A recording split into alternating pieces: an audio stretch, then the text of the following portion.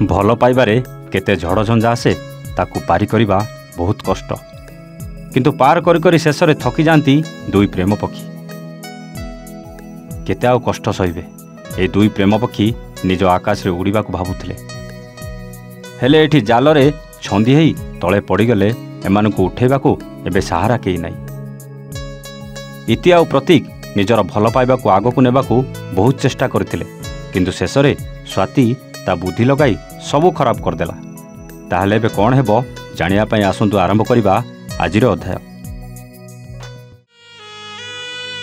इति मते विश्वास कर सତରେ मु सेमती किछि करने मते कहबा किछि दरकार नहीं। तुमे तुम रास्ता रे रुह आ मते मो रास्ता रे रहबा को छाडी दियो। इति ए सब मिटूर प्लान आ मते लागुछि स्वाति भी मिटू सहित मिसिकी एमिति करथिबो। जहाँ भी हो से सबू मु किछि भी जानिनी। बस तुमे मोठारु दूरे जाओ मोर आउ किछि कहबार नहीं। स्वाति तमे जहाँ भी करिलो बहुत बढ़िया करिलो खाली एमिति करि चलो आमे दिन दिने हम लक्ष्य स्थल रे पहुँचीबा आ से दुई जन को अलगा कर देबा। मु तो कहूली मिटू ए सब किछि नुह आगो को आहुरी बहुत किछि अछि जहाँ को केही भी जानी नाहंती कौन घटिबो। स्वाति तू का सहित कथा होछु मु रखुची परे कथा हेबा।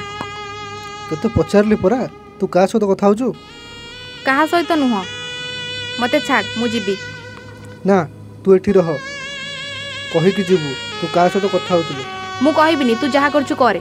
तो फोन टा दे मु निजे देखिबी तू का सहित कथा होतलु। तो फोन दे मु निजे देखिबी तू का सहित कथा होछु। मिटू नंबर तो फोन ने ये इतिर संग मिटू नुह मोर फेसबुक संग आउ जणे रह मु कॉल करे एबे सब जना पड़िଯିबो ए नंबर कहार इतिर संग मिटू ना तो फेसबुक संग।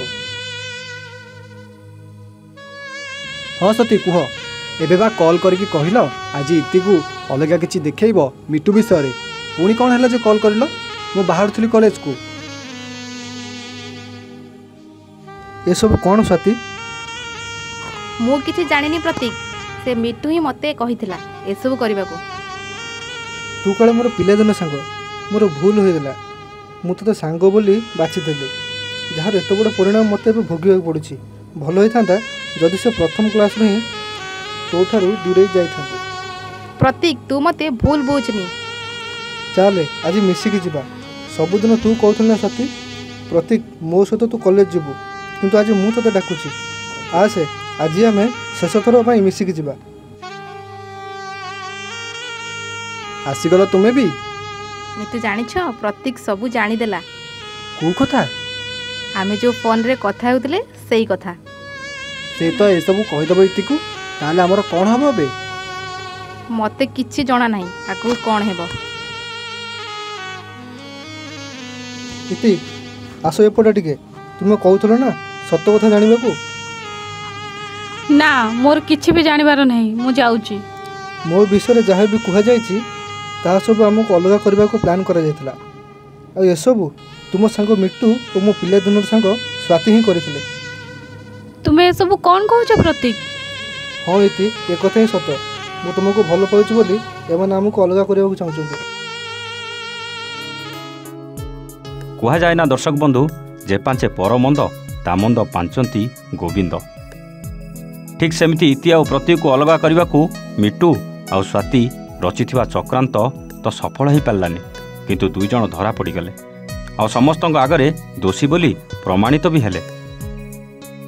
ताले आग को कौन हेबो इति कौन प्रतीक को निजर करिवो ना समय स्रोत रे के कुआडे हो जिवे जानिबा पई अपेक्षा करंतु हमर आगामी अध्याय को ठीक एही समय रे।